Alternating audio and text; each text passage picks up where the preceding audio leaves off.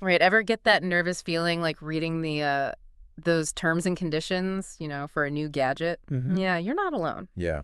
Today, we're diving deep into products liability, that legal maze of who's responsible when a product goes rogue and causes harm. We're talking like toasters going thermonuclear, phones that double as hand warmers, Hmm. you name it. Exactly. You've sent us a stack of legal documents on this, so clearly you're no stranger to wanting answers.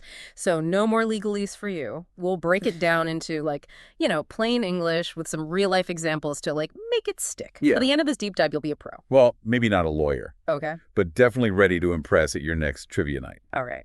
So, to kick things off, let's imagine a scenario we've all been through, right? You buy a brand new coffee maker. Oh, please let it involve caffeine. It does, don't worry. But instead of that, perfect morning brew, it short circuits, sparks flying, and singes your favorite coffee cup. Now, let's say you decide to take legal action. What do you need to prove to, build a case? Well, I'd hope showing up with a singed coffee cup and a caffeine withdrawal headache would be enough, but something tells me the courts might need a bit more convincing than that. Sadly, a dramatic reenactment won't cut it in court. Okay. There are a few boxes you need to tick off first to even, bring a case. It's all about establishing a prima facie case, basically, laying the groundwork to show that, yeah, there's something here worth investigating. Okay, so what's the first box on our legal checklist? First things first, you've got to prove that you were actually injured by the product in question. And not just any injury. It has to be a direct result of that faulty coffee maker. Burns, electric shock. You need that clear cause and effect relationship. So if I stubbed my toe on the way to unplug the malfunctioning coffee maker, that wouldn't count. Unfortunately not. As frustrating as that stub toe might be, it wouldn't be directly caused by the faulty coffee maker itself.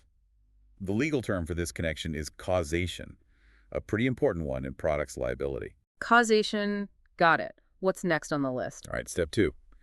You've got to show that the company you're going after actually sold that coffee maker. Hmm. And not just any company. We're talking about businesses in the game of selling coffee makers. Okay. Manufacturers, retailers, those who put these products out in the market regularly. So, if my neighbor sold me their old coffee maker and it burst into flames, it wouldn't be the same as, say, suing a big box appliance store. You're catching on quickly. This distinction is key. We're talking about holding companies accountable for the products they're responsible for putting out into the world, not just one-off sales between individuals. Okay, so we've got the injury, the seller, their role. Anything else before we brew up the main course of this case? The heart of it all is proving that the coffee maker was defective when it left the company's hands. And not just any defect, but one directly responsible for your burnt coffee dreams. This is where things get really interesting because a product can be defective in a few different ways. All right, so we've got our smoking coffee maker, a singed mug, and a serious caffeine deficit. But how do we actually prove that the coffee maker was, defective, in the eyes of the law? Well, imagine receiving like a jigsaw puzzle, right, with a few pieces missing. Yeah. Or a book where the pages are bound in the wrong order. Okay. These are examples of what we call manufacturing defects. Something went wrong during production. So one coffee maker on the assembly line had a loose wire, and bam, coffee catastrophe. Precisely. The design itself might be sound, but a quality control slip-up, a problem with the materials, and assembly error, any of those things can create a dangerous product. Okay, that makes sense. But what if, the entire coffee maker blueprint was flawed from the get-go? Is that where design defects come in? You brewed up the right idea. A design defect means the entire line of coffee makers is inherently unsafe because of a fundamental design flaw. So even if my coffee maker, was put together perfectly, the design itself was destined for disaster. Exactly. And this is where it gets really interesting. Your sources dive into something called a risk-utility analysis, basically, a legal balancing act, to see if a product's design is unreasonably dangerous. Risk-utility analysis. Yeah. Sounds complicated. Is it like a mathematical equation for danger? Not quite, but there are specific factors that courts consider. Think of it like choosing a car. You want something safe, but you also factor in cost, fuel efficiency, maybe even that snazzy sunroof. Right. Courts do something similar, weighing different aspects to determine if a product's design is reasonably safe. All right, walk me through this legal balancing act. What's the first factor on the scales of justice? First up, they look at the product's utility to society as a whole. How essential is this product to our daily lives? So, Life-saving medical equipment versus a coffee maker. I'm guessing those land on very different sides of the spectrum. They got it. Okay. A minor design flaw in a heart monitor is a much bigger deal than a minor flaw in a coffee maker. Okay, that makes sense. What else do they put under the legal microscope? Next, they'll zoom in on the product's utility to the individual user. How essential is this product to the person who was injured? So if someone relies on a specific type of coffee maker because of like dietary restrictions or a medical condition, that would factor in. Absolutely. A product's importance to an individual plays a role in the overall risk-utility analysis. So we've got societal benefit and individual needs. What else comes into play? Now let's talk about the likelihood of injury. How often do these coffee makers actually cause harm? Is your singed mug incident a common occurrence or a one-in-a-million event? So if there's like a history of exploding coffee makers from that company, that's not a good look for them. Exactly. The higher the chance of injury, the more critical a safe design becomes.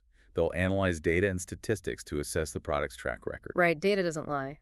What's next on our risk utility checklist? Here's a big one: the availability and feasibility of a safer design. Could they have designed the coffee maker in a way that prevented the short circuit without breaking the bank or reinventing the wheel? So using like more robust wiring insulation or a different type of heating element, that sort of thing. Precisely. It's about finding a reasonable alternative that minimizes risk without being overly burdensome for the manufacturer. Makes sense. It's got to be a realistic solution, not something straight out of a sci-fi movie. What else do they consider? This might sound obvious, but courts also assess the user's awareness of potential dangers. Should you have known not to use a damaged power cord even without a warning label screaming at you? Right. Common sense plays a role too. We can't expect companies to warn us about like every single possibility, especially if it's something obviously dangerous. Exactly. There's an assumption that consumers will exercise a reasonable level of caution and common sense when using a product. So if I try to use my coffee maker to jumpstart my car, I probably can't sue the company if it explodes, right? Probably not a winning case. It's about using products for their intended purpose and within reasonable boundaries. Okay, that makes sense. I'm starting to get a handle on this risk utility balancing act. What's the final factor in the equation? Last but not least, they look at the manufacturer's ability to absorb the cost of safety improvements. This is often called the deep pocket factor. So a small startup might not have the same resources to implement safety upgrades as, say, a multinational corporation. Exactly. Courts weigh a company's resources and capacity to bear the costs of making their products safer. Okay, so it's not just about whether a safer design exists, it's about whether it's realistically feasible for a company to implement it. Precisely. Courts take a holistic view, considering both the potential risks and the economic realities of product development and safety improvements. It's about striking that balance between consumer protection and fostering innovation. Wow, this deep dive into the world of defective products and like legal battles has been quite the eye-opener. I never realized how much goes into determining whether a company is actually liable for a product gone wrong. Yeah, it's definitely more nuanced than it seems at first glance. It's easy to assume a company is automatically at fault when a product malfunctions, but as we've seen, there are a lot of factors that come into play. It's a fascinating area of law that aims to protect both consumers and companies striving to create innovative products. You know, it's like that saying, knowledge is power. After this deep dive, I feel much more equipped to navigate the marketplace, make informed decisions, and understand my rights as a consumer. Absolutely. Awareness is key. By understanding these concepts of product liability, consumers can be more discerning about the products they purchase, pay attention to safety information, and advocate for themselves if something goes wrong. Speaking of advocating for myself, that reminds me of a crazy story I read about a guy who tried to sue a ladder company because he, like, fell and injured himself. Oh yeah, I think I might remember that case. What happened? Did he win?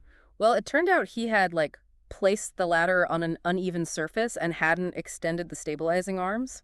The court ultimately ruled that the ladder itself wasn't defective, it was user error. That's a classic example of how personal responsibility plays a role too. Products liability law isn't about giving consumers a free pass to disregard instructions or use products unsafely.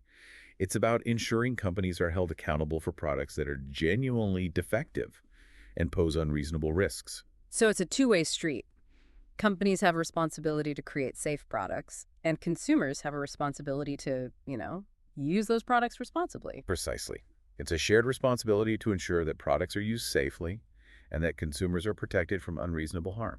This has been incredibly insightful. I'm going to look at product warning labels and safety instructions in a whole new light now. That's the goal. Knowledge is power. And in this case, it can also mean staying safe. So true. Well, on that note, thanks for diving into the world of products liability with me. It's been quite the journey. My pleasure.